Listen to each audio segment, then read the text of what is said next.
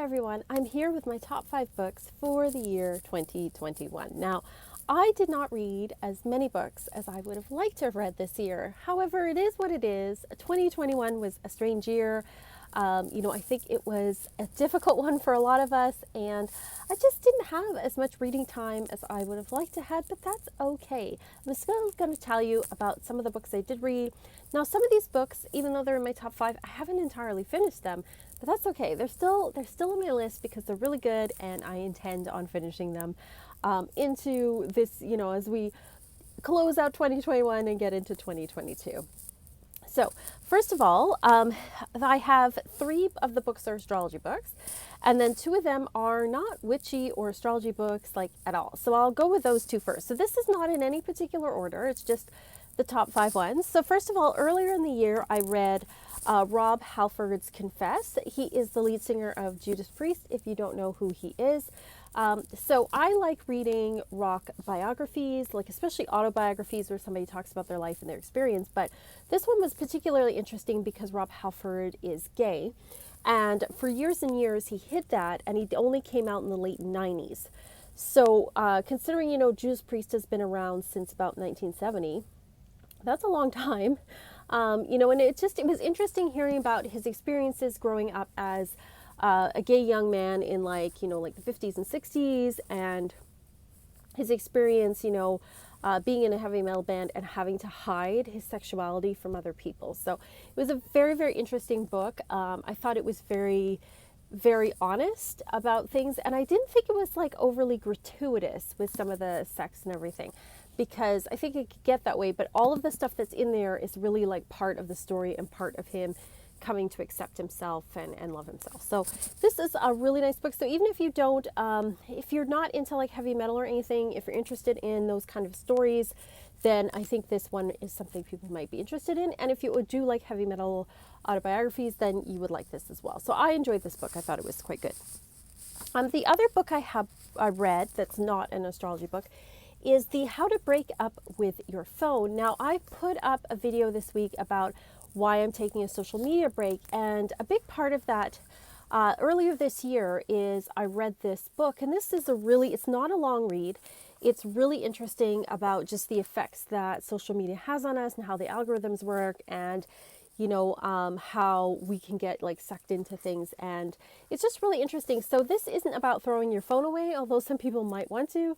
It's more about sort of being more aware of what you're engaging with on your phone. And it gave me some really good tips as how to minimize things. Because of this book, I turned off all the notifications on my phone except for obviously the phone ringing, text messages, and I think notifications if something's delivered, if you have one of those food delivery apps and you need to know if your food's at the door, right? Or Amazon, oh, the package is at the door. So things like that where I need to know immediately, but I turned off all of the notifications for everything else, even email, because I can look at that later. I don't need to see if someone's commented on my Facebook.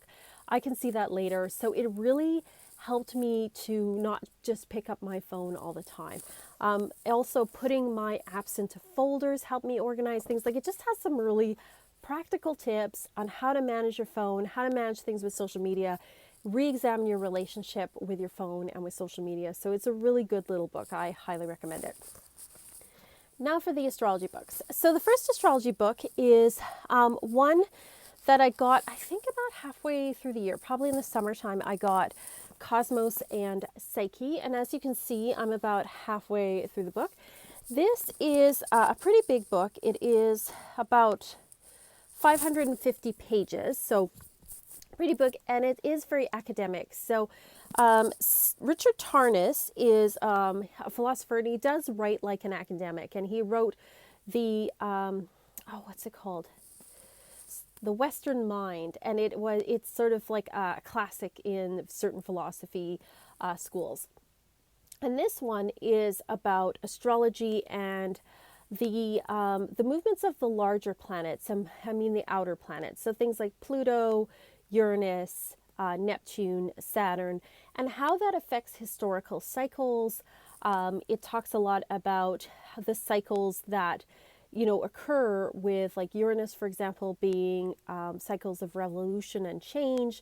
Uranus takes about 84 years to go all the way around the zodiac. We have Pluto that goes, I think it's 256 years it takes to go all around the zodiac. So we have, like in the United States, Pluto is coming to its return point, so we call it the Pluto return. So if we look at the birth chart of the United States as being from, the Declaration of Independence in 1776, where Pluto was at that point, it's coming back to in February of 2022. So cycles of, power, cycles of transition, cycles of growth, all of those things. So it's very, very interesting. He talks about how these cycles have affected history over time. And he talks about how people, it's just it's like the cycles, the long-term cycles in history and how astrology affects that. It is written in a very academic way. So if you don't like academic books, you're probably not going to like this. He does use sort of flowery words where sometimes I have to read the sentence again and go, and think about it. But it is a really fascinating book, and I highly recommend it. Like I said, about halfway through, I'm one of those people where I get into a book and then I get a new book and then I go over to the new book and I'm like, oh, I'll go back to that. I don't know if anybody else does that, but that's what happens to me. And so that's why I'm halfway through this book. It's not because it's bad. I definitely intend to finish it. I got distracted by other books. The next book I have is another one that I'm about halfway through, and it is another huge, giant astrology book, and it is Hellenistic Astrology, the Study of Fate and Fortune by Chris Brennan. Chris Brennan does the Astrology Podcast, which is an amazing podcast. It's a podcast that, again, I feel like is at an academic university type level. He speaks to all sorts of people in the astrology world. And he talks about all sorts of different subjects. Hellenistic astrology is based on astrology from Hellenistic times, from the early, I would guess it would be like the 1st, 2nd, and 3rd centuries. Very popular in Rome. He talks about the history of astrology in here, how it developed in Babylonian times and Egyptian times, and then into Greece and became Hellenistic astrology. He talks about the theories of how to practice it. He talks it's a really good book. And like I said, it's like a textbook. This thing is 600 and some pages. Yeah, 600 and some pages. And I am, again, I think about halfway through. So it's really good if you want to learn traditional astrology. But this is like a textbook. So this is not something you casually read on the beach, although, I have read it in my backyard rather casually, but it is like a study book. And so that's why it takes a little time to get through this. But it is a really great book, an excellent resource. I've really enjoyed it, and I do intend to finish this one as well in 2022. I got halfway through this book and then I got distracted by this book. So yes, but they're both excellent and very good. The next book I have is one that I picked up recently. I think it was like the end of October. And it is Horary, try to say that word fast, Astrology by Anthony Lewis. So what horary astrology is using the sky to answer questions. So with, natal astrology is looking at birth charts. Mundane astrology is looking at what's going on in the heavens right now to talk about what's going on in the wider world. And electional astrology is when you look at astrology, what's coming up ahead, to pick a good time to do something. But with horary astrology, somebody comes to you with a question. And traditionally it was like finding a lost item or finding a lost person. And you cast the chart for the time the question was asked. And you use the chart to answer the question. So it's a form of divination, but it's using the sky as your tool for divination. So this book, I wouldn't recommend this to beginners just because it does use a lot of terms that are used in like Hellenistic astrology and also in medieval astrology and what's called, just historical type astrology. If you're not fluent in what those things mean, this could be like, what the heck are they talking about? So even some of the stuff in here, I'm not fully versed on, but it got the general gist of it. And it's actually been really fun because every time somebody loses something, I quickly pull up the chart and look and have the clues there to see where the lost item is. And it's been a lot of fun learning through that kind of experience. So I might be practicing some more horary astrology where I use astrology to answer questions, but it's been a lot of fun. I've learned a lot with this book. It's definitely going to be a good reference book. I did finish this book. This book distracted me from the Cosmos and Psyche book. So I'll be going back to that soon. But it's an excellent book. If you are more into more advanced astrology, if you want to learn horary astrology, where you want to learn how to use astrology as a divination system, this is a really good book.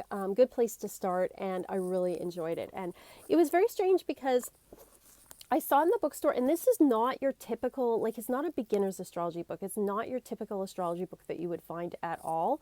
And it was just sitting there on the shelf, like it was waiting for me. I've never seen this book. I've never heard of it. So I was really excited to see it. And then someone suggested to me that somebody might have specially ordered it and never picked it up, which is why it was in the bookstore in the first place. But I was very glad to find it, and I found it really, really fascinating. So, like I said, this year, I feel like I didn't read a lot, but when I think about it, like, I read half of a 600-page textbook and half of a 500-page one. That's very academic, so that's still a lot. And I read another textbook, and then I did a little bit of other reading too. And considering how, like, weird and busy it's been this year, I guess that's really not too bad. I did read a couple of other books that, I did a review of Year of the Witch by Tempest Alden. I did not like that book, so it's not in my top 5 because I didn't like it. You can see a review on that. And I read a couple of other books, but they just didn't make my list. So I would love to see what your thoughts are, what your top 5 books were for 2021. Have you read any of these books? Are you interested in any of these books? I will do a full review when I am done of Hellenistic Astrology and Cosmos and Psyche. I will let you know what my thoughts were on them. But yeah, let me know what you think. Let me know what your thoughts are. Again, thank you so much to my patrons. You guys are amazing and awesome for helping me to do all of this. And as always, people, peace and love and rock and roll. And also, this is probably going to get put up on Christmas Eve. So happy Christmas, everyone. Happy Yule, happy holidays, whatever you celebrate. I'm wishing you happy thoughts and positive vibes. All right. Bye, everyone.